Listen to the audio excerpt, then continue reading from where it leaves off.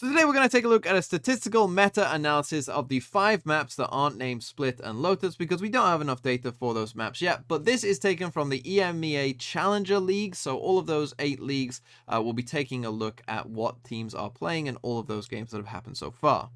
And so let's just dive in and start with Ascent, which is really a map that has become very stale and very boring because you can see here that our primary agents, we have 5 agents that are above 50%. And then there are only 2 that are really seen as replacements, with Astra coming in for Omen or Fade in for Sova, and that is pretty much it. Everything else is just these 5 agents, maybe a bit of Fade, maybe a bit of Astra, and that's pretty much all you're going to see. Maybe the odd Cypher for a Killjoy as well. That is it. And this really has come about for a while. I mean, Loud, who were probably arguably the best Ascent team, played this exact comp of KO, Jet, Killjoy, Omen, and Sova. They played it for all of last year. They didn't change once, and they were probably the best pro team on Ascent. And even during the full Chamber meta or whatnot, they still played this comp. And so now that Chamber has gone, really Ascent has just purely settled into really just 5 agents, absolutely dominating the map. You have a very good chance if you watch a pro game of Ascent to see mirror comps and this comp be it and seeing the same strats over and over again. Ascent has become a very, very stale map, and so you probably want to be playing one of those 5 agents. But now let's come to more interesting maps, and let's perhaps come to the most interesting and diverse map we've got of the 5, which is Fracture, right? Obviously, we got Breach at the top. None of you will be surprised by that. Everyone knows Breach is good on Fracture. That's fine, right? But then we've got Raze here at 83%. And actually, this is a bit of a surprise because a lot of the very, very top teams in the game preferred Neon on this map. But you can see we've got 83% for Raze and 22% for Neon. Now, I'm not sure if that will change or not when the tier 1 teams start to play. Maybe they will go more for Neon. I do think Neon, requires a bit more time, a bit more teamwork, collaboration to really make it work. But when it does work, it looks really good. And so maybe, the tier 1 teams will play a bit more Neon, but it does surprise me just how much Raze teams really are leaning into, all the way up at 83%. Our primary smoker is still Brim. Obviously, Omen, I think, got a little more difficult to play with the one-way smokes getting a bit harder. You can still do them, but they are pretty difficult, particularly that one in A main that is so important. So we're still seeing a lot of Brim.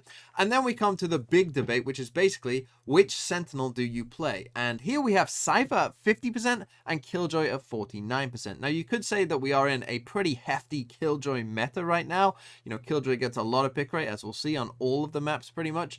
But I do think that as time goes on, more and more people will lean to Cypher. I do think that Cypher is just a bit better, suits the map a bit better for both attacking and defensive side. I do think that, yes, whilst the Killjoy ultimate is very strong, I do think that Cypher overall will give you a bit of a better direction on this map and is the better Sentinel. But then you can see we've got a very diverse cast of other agents that, are seeing some play, right? Plenty of agents in this kind of 20% range.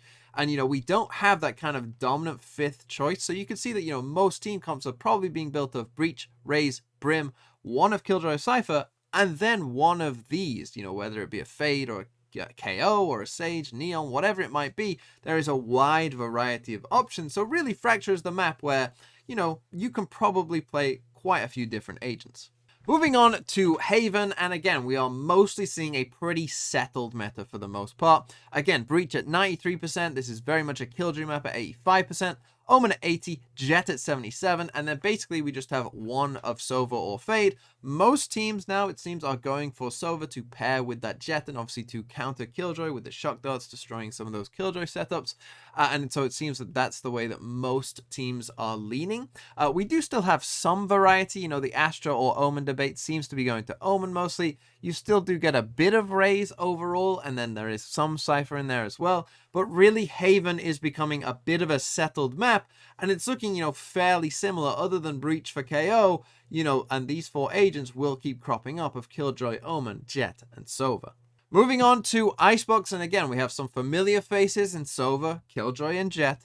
But obviously we have Viper at 100%, the only 100% agent, and it's not a shock that it is Viper on Icebox, but also Sage at 93%. Now this one does surprise me a little bit here, because KO is down at 13%, and that to me is kind of a big surprise. And again, I'm interested to see what the tier 1 teams do, because it's kind of my belief that KO is maybe like the third best agent on this map. I really do think KO is a very, very strong agent on Icebox. And so maybe it's just that teams feel that they can't fit him in, right? They need a sentinel, so a true sentinel, so they pick Killjoy, right? They want the Sage for the plants. They need the Dart for Sova, right? You've got to play Viper, and then they want an opping agent, and that's Jet, and so you don't have any room for KO. But I am interested to see if, some of the tier 1 teams, by the time we get to Brazil, do start picking KO a bit more, because I do think KO is very, very strong on this map. So if you are playing KO on this map, don't feel too bad, because I've got your back. And then the final map we need to tackle is, of course, Pearl. Now, this is quite interesting because we haven't really had enough games of Pearl. Obviously, pro teams tend to avoid the new map whenever it comes out. But, now that we've had some time with Pearl, we are seeing quite a few games of it.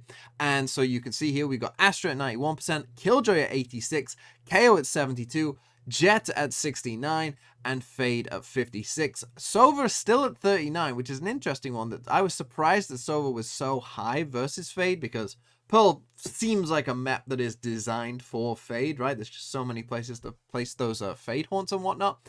So I was a bit surprised by that, but again, it just goes to show how much we are leaning in to Killjoy, to KO, to Jet, to Sova, right? We are just fully leaning into those agents across a variety of maps, and Pearl is no different. But then I do think there are some interesting things in here as well. Most notably to me is Viper, because when Pearl first came out, and I won't shy away from this, right? When Pearl first came out, I thought Viper was going to be like 100% pick rate. And to be honest, when the map first, was starting to be played, it was trending that way, right? Viper had a pretty high pick rate to a very high pick rate at times, and we saw some of the best teams on Pearl, teams like Optic, using Viper, and that was just, you got the combination with Astra there, which is a very good combo as well, right? So it all just kind of fit together to play Viper normally. But now we only see Viper at 8%, and that is a massive, massive dip, and quite surprising to me. I actually did think, it would be a bit higher than that, but no, Viper is all the way down at 8%, even lower than Phoenix. But you'll know if you've been watching this channel that I have become a big believer in Phoenix on Pearl all of a sudden, having seen it be played a couple times. So I'm all in on Phoenix. I mean, even Yoru's getting 7% as well. So there does seem to be some niche options there that you could go for, but it is a bit of a surprise that we are seeing agents like Viper fall down. Neon is another one that saw a lot of play, like earlier on in Pearl's development, but now with the reduction of Chamber and, with you wanting that opping agent of Jet, it seems like Jet has just taken purely the duelist spotlight for the most part on this map. And then finally, let's just take a quick overall look at the agent so you can kind of get a picture of, who maybe needs a nerf, who maybe needs a buff. Well, Killjoy's at 82%, so that's not great. And Jet is at 72%, and that's probably not great either. Those numbers are probably a bit too high to be considered healthy. You then got Sova at 61, and then rounding out kind of the tier 1 agents, you've got Omen, KO, and Breach. Moving into tier 2, we've seen a big reduction since the Chamber nerf of Fade Raze. Fade is still at 29%, but Raze is all the way down at 18%. Obviously, the removal of maps like Bind and Breeze have had a big impact on agents like Viper as well, who's down at 22%. You are still seeing a bit more Cypher, and Brim is now only at 10% without Bind as well. And then finally, you come to tier 3, where you're seeing, again, kind of the same thing we've seen for a long time with this duelist class of Jet and Raze doing very well. Neon, Reyna, Phoenix, Yoru maybe not doing so well at all, and those 4 are still suffering. You can see Chamber is all the way down at 2%, but perhaps even more surprisingly, well, not a surprise because I did kind of call it, but Skye is at 1%, okay? 1%.